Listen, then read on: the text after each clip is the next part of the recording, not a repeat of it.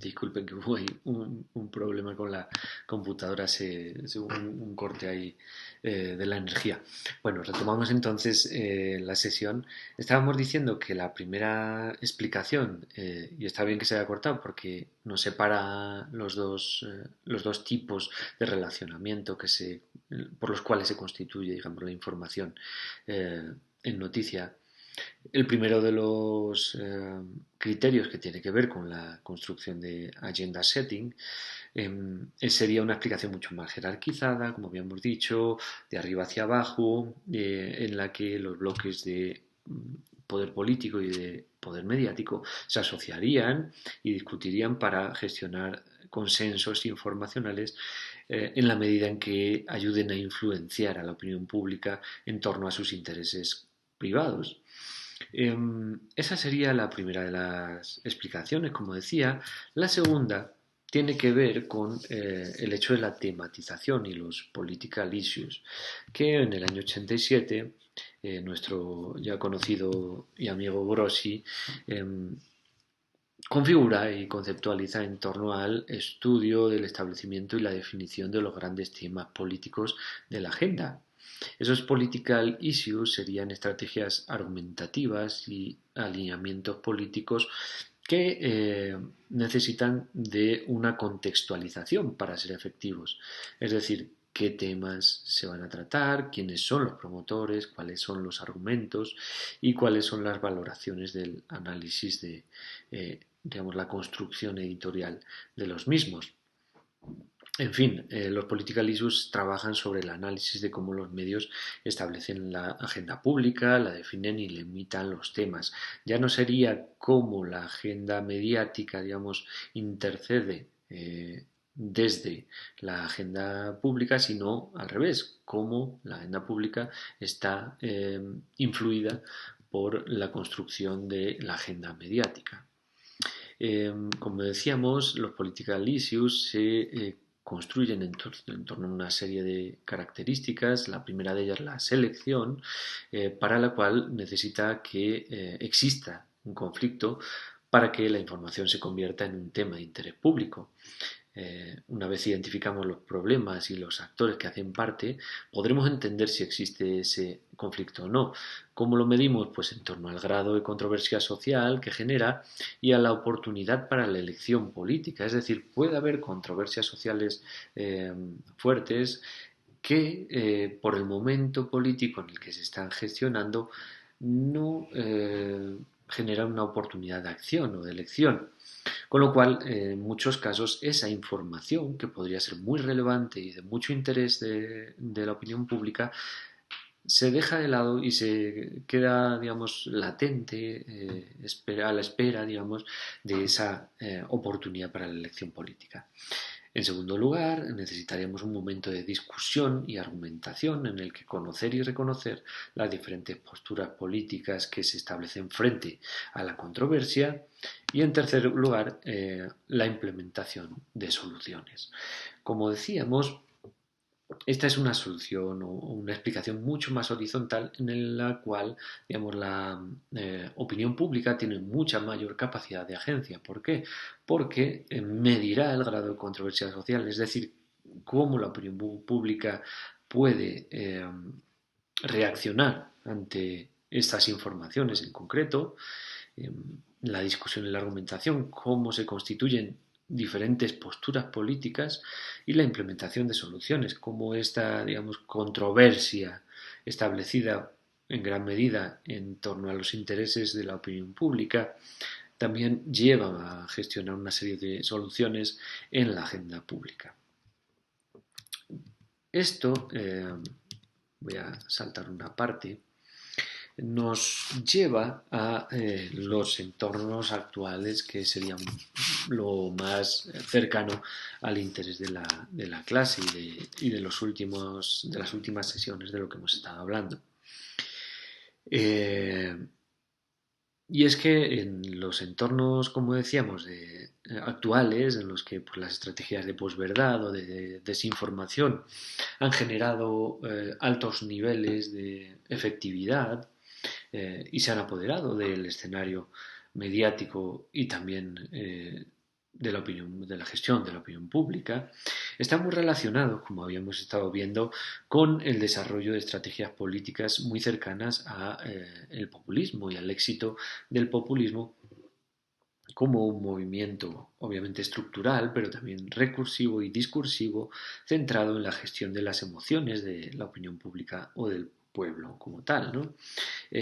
Para contextualizar, el populismo surge en la Rusia zarista en torno a una serie de jóvenes intelectuales contra precisamente el zar y la implementación del gobierno de aquel entonces de la cultura occidental, eh, defendiendo por contra la reintroducción de la economía agraria frente a la economía moderna y digamos una serie de valores más bucólicos asociados pues al romanticismo también presente en la época, ¿no? Y a valores de cuestión de enaltecimiento nacional y de los valores nacionales, etcétera. En realidad, de lo que nos está hablando el populismo es del fracaso de las élites como forma de representación efectiva. Siendo un concepto polisémico y muy problemático, muchas veces mal leído, lo que nos indica en gran medida es un problema en la democracia. Em, y se establece en la mayor parte de los casos y a través de la historia, en los diferentes momentos, el populismo clásico, el neopopulismo, no importando mucho esa distinción ahora, ante una serie de características sociales necesarias para su éxito, ¿no? Y para su difusión. En primer lugar, para el éxito del populismo, primero debe haber una polarización social elevada, eh, y la capacidad de ejercer formas de desintermediación del poder. Eh, las características de la estrategia populista serían la asociación de una ideología fluida, es decir, una ideología leve que gestione o que genere la capacidad de poder el político populista pues cambiar de perspectiva ideológica y de actitudes y de valores ideológicos en un momento dado asociados a las problemáticas coyunturales, la apelación a las emociones, obviamente, frente a valores más racionales, en la medida en que el político populista establece una dualidad de pueblo contra establishment, en la que ellos obviamente son los representantes primeros del pueblo, necesita un líder carismático ante esa apelación a las emociones, alguien que transmita esa emocionalidad, y un maniqueísmo de yo contra ellos, es decir, si yo represento al pueblo y tú estás contra mí, tú no haces parte del pueblo. Eh, esos criterios de desintermediación del poder eh, tienen mucho que ver precisamente con, bueno, y la ideología leve, con la imposible identificación ideológica del populismo. Nosotros, pues, históricamente habíamos hablado, bueno, históricamente, los años, la última década o la anterior década se hablaba del populismo de izquierda en América Latina, pero en realidad el populismo no es ideológico. Hoy en día hablamos del populismo de derecha o de ultraderecha, con Bolsonaro, como vimos acá en la imagen, o con Donald Trump, pero podríamos retrotraernos pues a muchas décadas atrás, podríamos hablar del propio Hitler, de Mussolini, podríamos hablar de Franco, pero también podríamos hablar de Churchill, podríamos hablar de Stalin, podríamos hablar de figuras que ideológicamente no se configuran dentro de un espectro similar. Y esa es una de las características, como decíamos, del populismo. ¿En qué medida esto se conecta con los contextos actuales? Como decíamos, para el triunfo del populismo es necesario un contexto social de polarización, de alto nivel de polarización social, que en el caso actual pues están asociados también a la crisis de las instituciones, de la representación de las instituciones, muy asociados de nuevo a la crisis económica global que desde la pasada década pues viene azotando gran parte de los países del mundo. Esa crisis económica deviene en una crisis de representatividad, una crisis institucional en el que se empiezan a cuestionar los valores de la propia democracia y la efectividad de estas formas de representación. Acuérdense que en la primera clase hablábamos de cómo en realidad la democracia está basada en un consenso, por lo cual los representados asumen la subordinación por parte de los representantes en la medida en que se genera el consenso de que esos representantes van a gestionar de manera más efectiva los recursos que son de todos. En el momento en que esa crisis económica y social de valores lleva a la gestión de un clima de opinión contrario a esa explicación, a ese consenso, empiezan a gestionarse o a generarse esas críticas y esas desconfianzas que devienen en una alta polarización social. Por otro lado, como decíamos también, el populismo necesita de altos niveles de desintermediación del poder. Y eso los procesos de digitalización nos lo han permitido en gran medida. Y pongo el ejemplo de Brasil y de Bolsonaro precisamente porque un personaje como Bolsonaro, que digamos la explicación quizá institucionalista, un institucionalista podría haber pensado que nunca hubiera llegado al poder, pues resulta que en las últimas elecciones en Brasil gana la presidencia y con un alto índice de votación. Eh, es interesante pensar que mientras Lula estaba habilitado para ser candidato a las elecciones, era quien ganaba en las encuestas, en los sondeos de opinión, y una vez fue inhabilitado, pasó a ser Bolsonaro. Eso nos está hablando que a veces los valores ideológicos no son preeminentes a la hora de elegir, en este caso, o de decirse en unas elecciones presidenciales. Parece ser que en estas últimas elecciones los votantes brasileños, de manera agregada, obviamente, en una explicación muy simple, lo que buscaban era la figura del hombre fuerte frente a esa crisis de legitimidad y a esa alta polarización social. Bueno, acá ven una caricatura de Bolsonaro con una de sus frases que no es caricatura, el error de la dictadura fue torturar o no matar, ese tipo de pronunciamientos que obviamente alientan esos valores emocionales, apelan a cuestiones que no son desde luego racionales, son explicaciones emotivas y racionales que están más asociadas a esos esquemas cognitivos y a esos valores y esas actitudes de cada uno de los representantes de la opinión pública.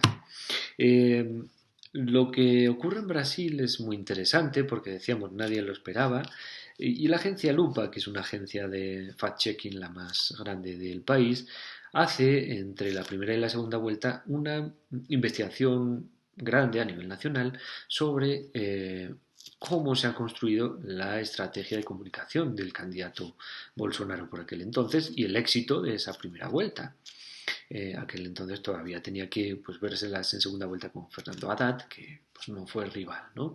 ¿Cómo fue esa estrategia? La agencia Lupa parte de un hecho en el que las encuestas habían especificado el 60%, más del 60% de los brasileños tienen como principal fuente de información las redes sociales y en concreto las cadenas de WhatsApp, algo que nos puede parecer a nosotros pues, como quizá ciudadanos mucho más habituados a estas gestiones, pues como estudiantes jóvenes de la carrera de comunicación social en Bogotá, que quizá tienen mayores niveles de alfabetización digital, seguro que un ciudadano medio, ¿no? Puede parecer chocante, pero en realidad pensemos en nuestros entornos más cercanos, esto es una forma muy común para informarse. ¿Por qué? Porque, como decimos, la crisis de legitimidad de las instituciones genera cambios en esos procesos de forma de representación y como hablábamos antes en torno a los political issues, es muy importante cuáles son los contextos de legitimidad y de confianza.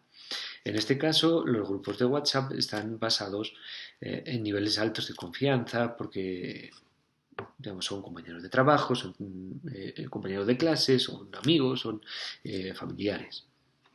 Entonces, ese es el primer punto.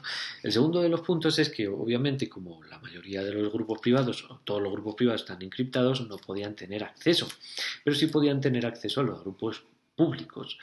Y lo que hicieron fue analizar las imágenes dentro de los grupos públicos más grandes de Brasil, de temática política, obviamente, las imágenes con mayor número de shares, ¿no? Más compartidas entre esos públicos, entre esos grupos públicos. La primera de ellas es esta que ven acá, en la que se intuía y se explicaba, se acompañaba de un texto en el que estaban Fidel Castro y una supuesta jovencita Dilma Rousseff, ¿verdad? En la misma fotografía y una actitud como muy cercana. Eh, esta imagen, tanto esta como la segunda, apelan a algo que también había sido identificado en las encuestas como el miedo al establecimiento o digamos, a la inestabilidad política y en muchos casos, de manera más concreta, el miedo al comunismo, que era algo que parecía como muy antiguo, pero que todavía en muchos brasileños estaba presente en esa época. Pero sobre todo los valores de estabilidad o de inestabilidad pues, económica y política. Esta asociación ya se demostró obviamente que es imposible porque en la época de esta foto Dilma Rousseff tenía unos 12-13 años. Esta es una joven estadounidense que solo comparte ciertas características. Es decir, no importa que la imagen sea real o sea falsa, como importaría el impacto que genera en el asentamiento de una serie de valores que ya son parte de, en este caso, los ciudadanos como parte de la opinión pública. Esta sería la segunda imagen, que es acompañada, es una imagen de eh, Lula da Silva con Enrique Cardoso, con Fernando Enrique Cardoso, expresidente de Brasil. Ambos son contendientes políticos, Lula con el Partido de los Trabajadores, Fernando Enrique Cardoso con digamos, eh, el Partido Liberal, podríamos decir, es decir, centro-derecha de Brasil, pero esta imagen, que es real, que es de una campaña electoral en los años 80, 90, está acompañada de un texto que descontextualiza precisamente la imagen. Si quisiéramos, dice, saldría como un bocadillo de cómic y dice, si quisiéramos implantar el socialismo en Brasil, necesitamos fingir que nos oponemos, que somos contrarios el uno al otro, que no queremos votar, que no queremos que voten para el contrario, que voten en mí y viceversa. A fin de cuentas, pensando que están votando a una oposición, ellos estarán siempre escogiendo el mismo proyecto. Y aquí en rojo, en grande, entendió, dice, ¿no? Eh, Esta es una estrategia clásica muy interesante de posverdad, precisamente.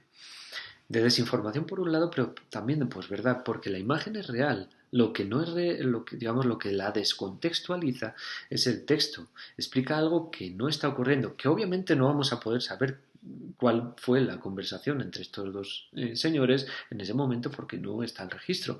Entonces este texto, que es un relato inventado, es ficticio, contextualiza la imagen dentro de una realidad que no es, que no existe. Obviamente ellos son opositores, no se llevan bien tampoco a nivel político, o sea, no tiene nada que ver, esto es mentira.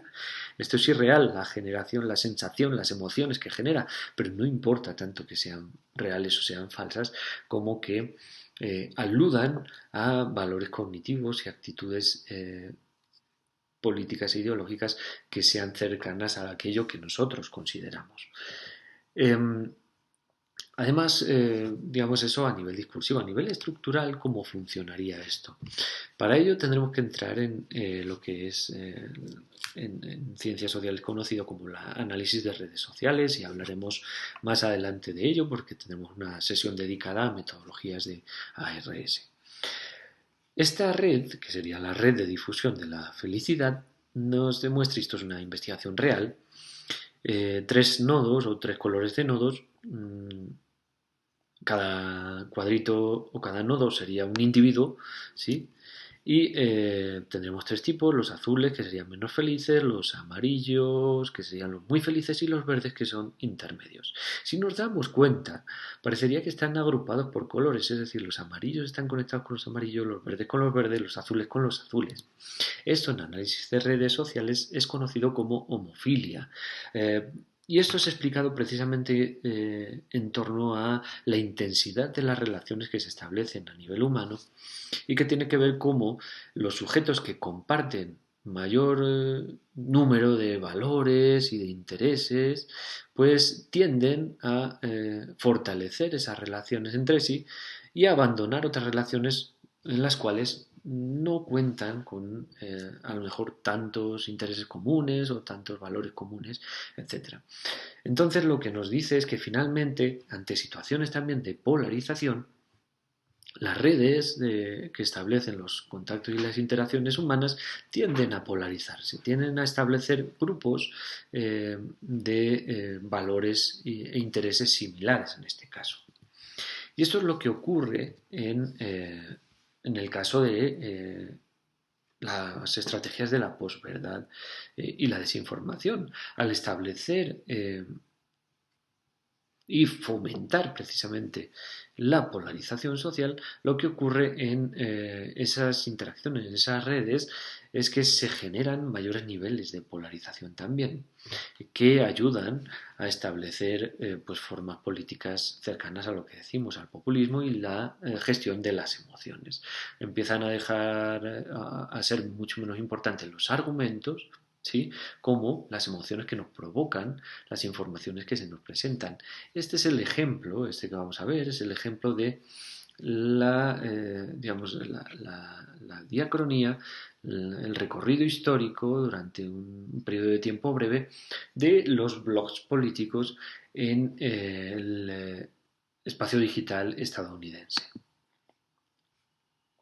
Fíjense, y es muy interesante esto ahora cuando arranque la regresión, cómo las informaciones que se van tratando, que van poco a poco generando mayores niveles de polarización política, lo que hacen es que precisamente se vayan distanciando desde un punto de vista ideológico las propuestas, y emocional obviamente, de un lado y del otro.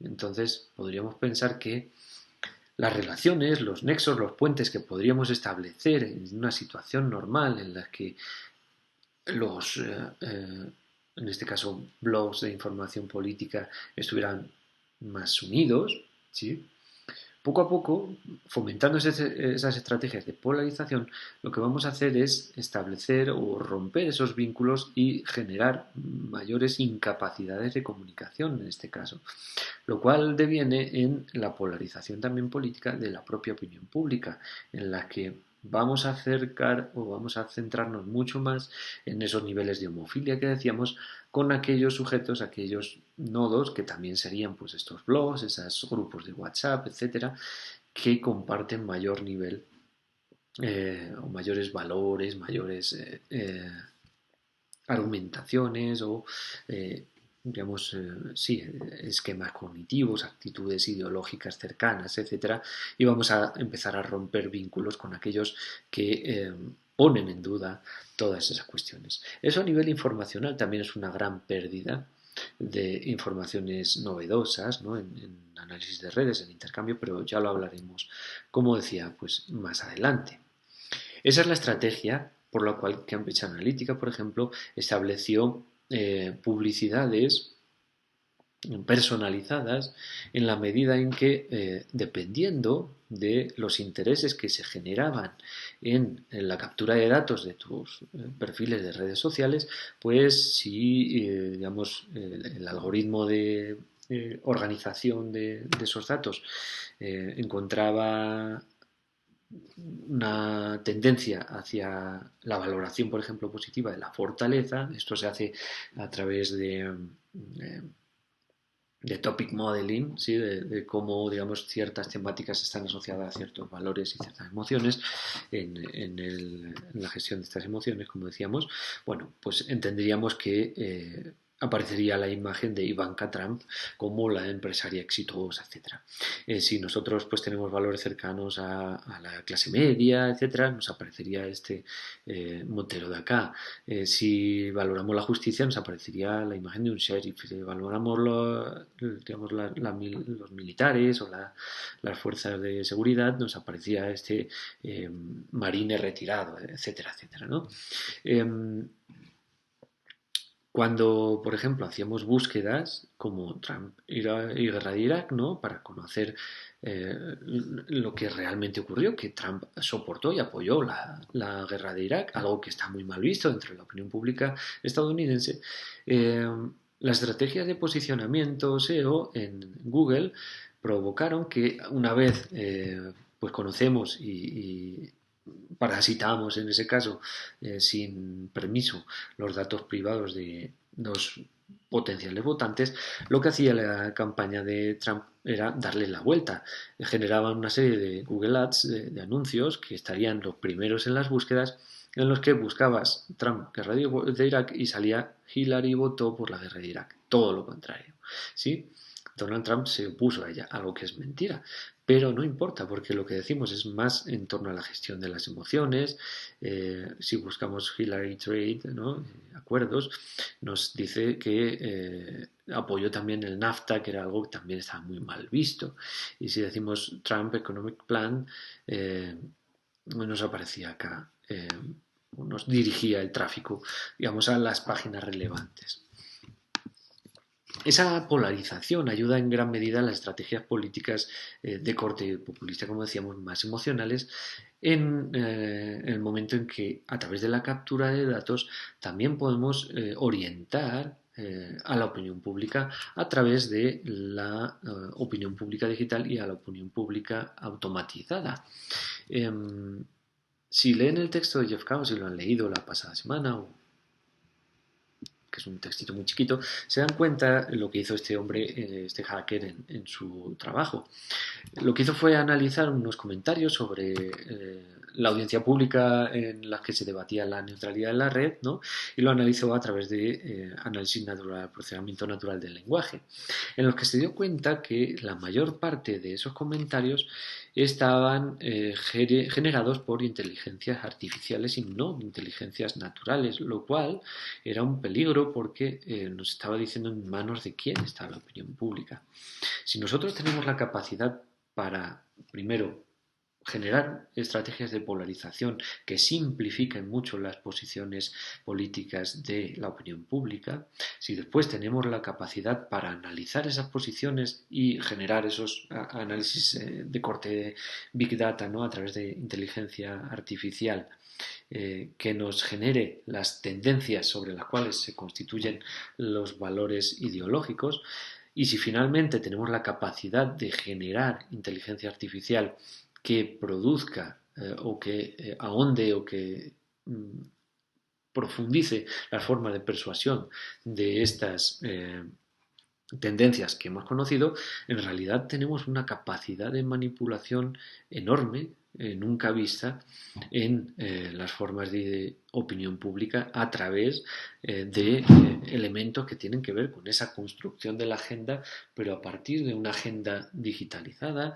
que ya no cuenta con una selección de editores con unos valores deontológicos, profesionales, etcétera, sino que está basado, está mediada por unos algoritmos que tienen unos intereses económico-políticos mucho más significativos y mucho más cercanos a aquellos que pueden sustentar el poder político. Entonces estamos abandonando una serie de cuestiones que tienen que ver con lo que decíamos, la capacidad de agencia de la opinión pública.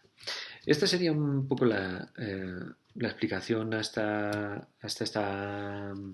para esta semana. Es mucho contenido, deberían haber sido 2 semanas, pero la semana pasada tuvimos que adelantar un contenido atrasado, ¿no? Si se acuerdan. Como ven, se me está haciendo de noche acá. Voy a encender un momentico la luz porque hoy estamos ya a miércoles en la noche. Como les decía, ya estoy acá de vuelta. Bueno, esta es un poco la explicación de esta semana y de los bloques que llegarían para la evaluación del primer parcial.